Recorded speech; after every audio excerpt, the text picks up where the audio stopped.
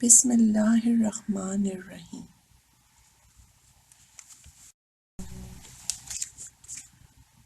Today's talk of the day is good manners, just a way of showing other peoples that we have respect for them.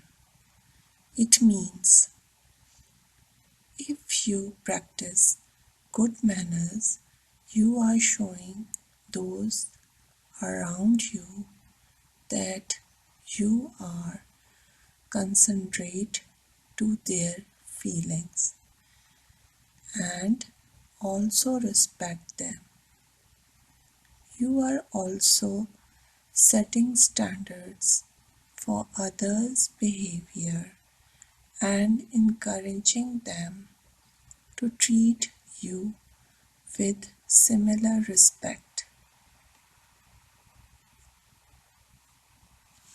10 good manners are: number 1, say please. This shows consideration for others. Number 2, say thank you. Say thank you. Number 3, apologize. Number 4, smile and have a good attitude. Number 5, make small talk. Number 6, ask questions to others. Number 7, saying excuse me. Number 8, use eye contact when speaking with others. Number 9, look for opportunities to compliment others. Number 10, share. These are the good manners we should consider while doing interaction with others.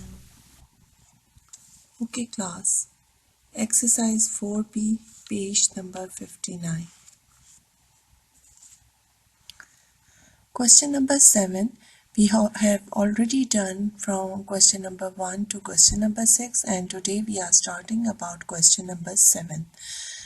The students in a school can be arranged in 12, 15 and 18 equal rows and also into a solid square. What is the lowest number of students that can be in this school? So this is a question that's in a school there are students which are arranged in 12, 15 and 18 equal rows and into a solid square. Solid square means that the number of rows is equals to number of columns. So what is you have to find the lowest number of students that the school can have. First of all, you have to take the LCM of 12, 15 and 18, and by prime factorization. You have already done this in your previous classes and you already know what is prime factorization. Okay, again I'm telling you about when you divide 2 with 12, 15 and 18, you have to select a smallest number for dividing these number which you had given. So when you divide 2 with 12 you got 6, and when you divide 2 with 15, and 2 cannot be divided with 15, so we take it as usual. Then we divide 18 with 2, we get 9. Again we divide it by 2.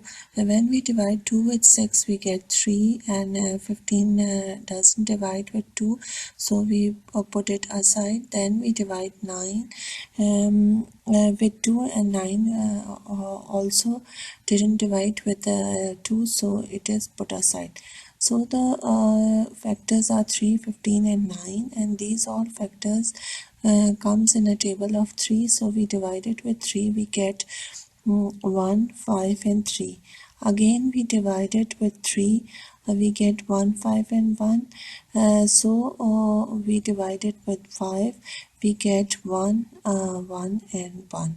So the LCM's prime factors are 2 multiplied by 2 multiplied by 3 multiplied by 3 multiplied by 5.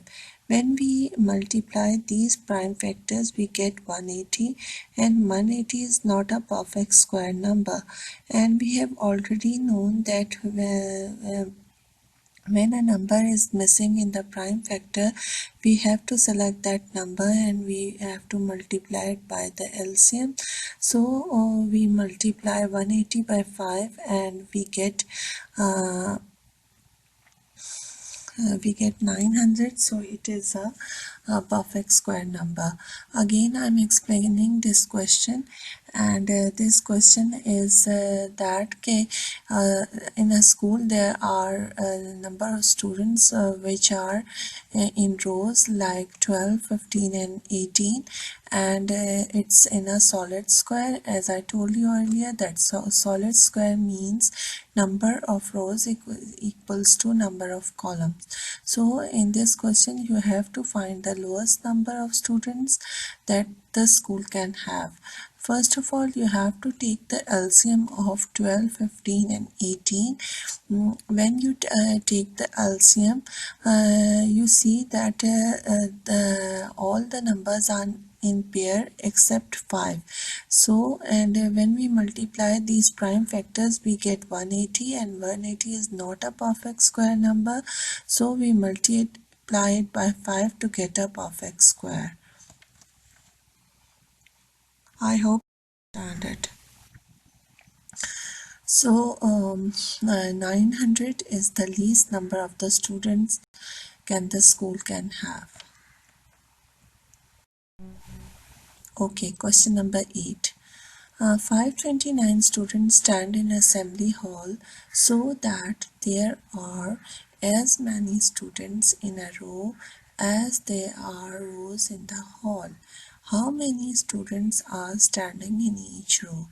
In the question you have given that there are 529 students and they are standing in assembly hall, um, like in the rows, and you have to find out how many students are standing in the assembly in each row. So students stand in assembly hall is 529. Number of students in a row is equal to rows in the hall. So student stands in each row is equals to square root of 529. You have to take the square root of 529 by the division method, and you have already known how to divide a number by a division method. First of all, we have to take them in pairs from left to right, and we put a arrow on the 29, and 5 is separate. 5 doesn't have any pair, so we put a cap on 5. Again we take a perfect squares number. When we multiply 2 with 2 we get 4. The same numbers is added also, so when we subtract 5 from 4 we get 1. Again we put a pair 29 written beside 1. So when we add 2 with 2 we get 4. Again we choose a number that completely divides 129, so we select 3. When 43 is multiplied by 3 we get 129, and we also add 43 with 3, so we get 46. So the students standing in each row is 23. Again, I'm explaining this question that in a school, in a school in an assembly, 529 students are standing there, and they are standing in a rows, and they are standing in the rows, and we have to find how many students are standing in each row. So students stand in assembly hall is 529, and the number of students in a row is equals to rows in the column. This is a solid square. As I told you earlier, that solid square means the number of students in row is equals to the rows in the um, hall. So students in each row is equals to square root of 529. We have to take the square root of 529 by the division method, and you have already known about the division method. So you have to divide it by the division method. And in division method, you have to take the number as in pairs. So we put a arrow on 29 because it is in a pair, and 5 is left behind, so we put a cap on it. So when we multiply, we taking a perfect square numbers that are less than 5. So when we multiply 2 with 2, we get 4. We write 4 beside 5, or below 5. So when we subtract 5 with 4, we get 1, and again the pair of 29 is written beside 1. So when we multiply certain digits, we have to add them also. So when we add 2 with 2, we get 4. Again we have a number 129, and we have to multiply a certain number that is exactly divisible by 129. So when 43 is multiplied uh, when 43 is multiplied by 43, we get 129. So we write 43, and beside 2 we also write 3 here. So when we add 43 with 43, we get 46, and 129 is written below 129 because it is completely divisible. So the student standing in each row is equals to 23.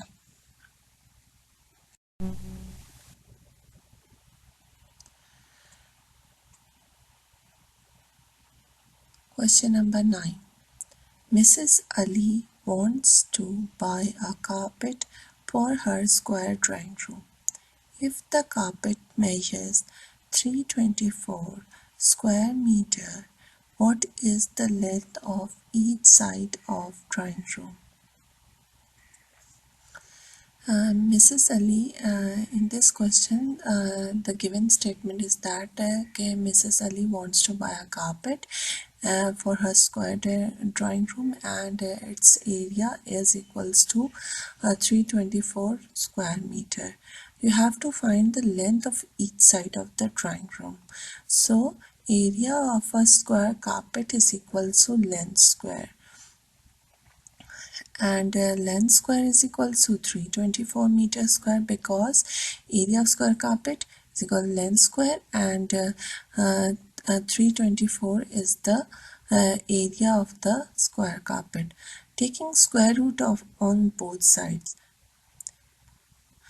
when we take the square root in both sides, the length square, we put a square root on length square, and you already know that the power of radical is half. So 2 cuts with half, and the power becomes 1, so it becomes length. And we have to take the square root of 324 meters square by the division method. Again, the same steps are repeating as I told you in the previous question. That okay, we have to take them into pairs from left to right, and 24 is we put up bar on 24 and 3 is left beside, so we put a cap on it. So again we're taking a perfect square numbers that must be less than 3. So when we multiply 1 with 1 we get 1. We write 1 below 3, and when we subtract 3 with 1 we get 2. So again we put a pair 24 beside it, and in the left side we have to add them also. When we add them we get 2. Again we have to decide a number that must be perfect square, and we have to multiply it. We get 224. So we multiply 28 with 28, so it becomes 224, and so we add them also, it becomes 36. So the length of the square drawing room is equals to 18 meter. Again, I'm explaining this question that Mrs. Ali wants to buy a carpet for her square drawing room, and the area of the carpet is 324. Area of the carpet is 324 meters square, because the room is in a square shape, and we have to find the length of each sides of the drawing room. So you already know that area of a square is equals to L square or side square. So area of a square carpet is equals to length square. So length square is equal to 324 meters square. Again we are taking square root on both sides. When we take square root on both sides, length square square root of length square is equal to square root of 324 meters square. So length is equals to, you have to find the length of the carpet. Again you have to take the square root of 324, as I told you earlier, by the division method, and the area of the and the length of the each side of the square root is equals to 18 meter.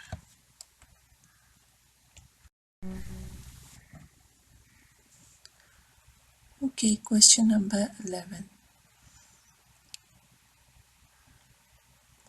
What is the smallest number that will divide into 226 to get a perfect square? Okay, in this question you have to find out the smallest number that divide 216 to get a perfect square. So we are taking the uh, the prime factorization. We are using the prime factorization method, and we have to take the then we have to take the certain steps to find it. So 216, we have to divide 216 with 2, we get 108. Again it is in the unit place there 8 here, and so it again we divide it with 2, we get 54. Again we have to divide it with 2, we get 27, and the unit place is 7, so we divide it with 3. When we divide it with 3 we get 9, so we divide it with 9 is a perfect square, so we divide it with 3, so it becomes 1. So the two prime factors of 216 are 2 multiplied by 2 multiplied by 2 multiplied by 3 multiplied by 3 multiplied by 3. So we are taking in pairs also. When same numbers are multiplied, their powers are added, so it becomes 2 square, and 1 2 is left behind. Again 3 and 3 we get 3 square, 1 3 is left behind. To make it a perfect square number, we should divide it by 6. So 2 is also not in pair and 3 is also not in pair. So we know that that 6 is a perfect square number because we are adding 2 and 3 in this in the LCM of 216 and it becomes 6. So we divide it by 6. Uh, uh, uh, uh, then the smallest number is equals to 6. Again, I am repeating this question that you have to find the smallest number that divides 216 to get a perfect square. So we are using prime factorization method on 216. We have to find the prime factors of 216.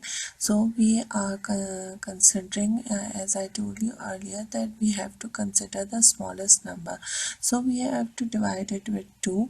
When we divide it with 2, we get 108. Again we divide it with 2, we get 54. And again we divide it with 2, we get 27. And again we divide it with 3, we get 9. And again 3 with 3 and it becomes 1. So we take the prime factors of 216 and we see that 2 and 3 are not in pairs. So to make it a perfect square we should multiply it by 6, because 2 is also not in pair and 3 is also not in pair. And when we multiply 2 with 3 we get 6. So we multiply 216 with 6 to get a perfect square. Hence the smallest number is equals to 6.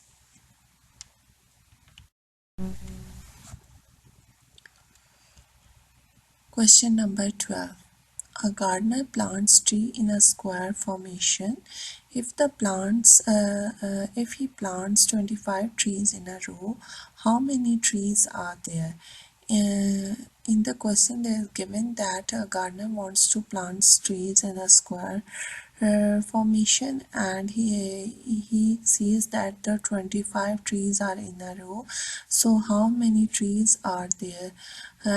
He wants to find out how many trees he wants to plant in a square formation. So square formation means number of trees multiply number of trees in a row. Number of trees is equals to number of trees in a row. The number of trees is equals to 25 multiplied by 25, we get 625. Again I am repeating it, that square formation means that number of trees multiply by number of trees in a row. So number of trees is equals to number of trees in a row. And number of trees is equals to 25 multiplied by 25 is equals to 625. Any question?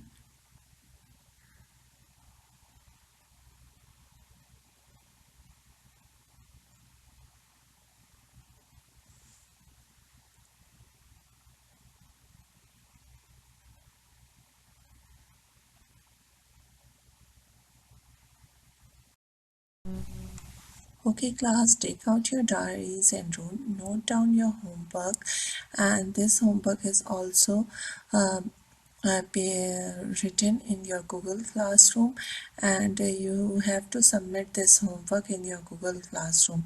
So the homework is page number 60, uh, exercise 4B2, question number 10, and multiple choice questions with solution. If you have a pending classwork, you can complete in your homework. And as I told you, this is a reminder that kindly send the homework on Google Classroom.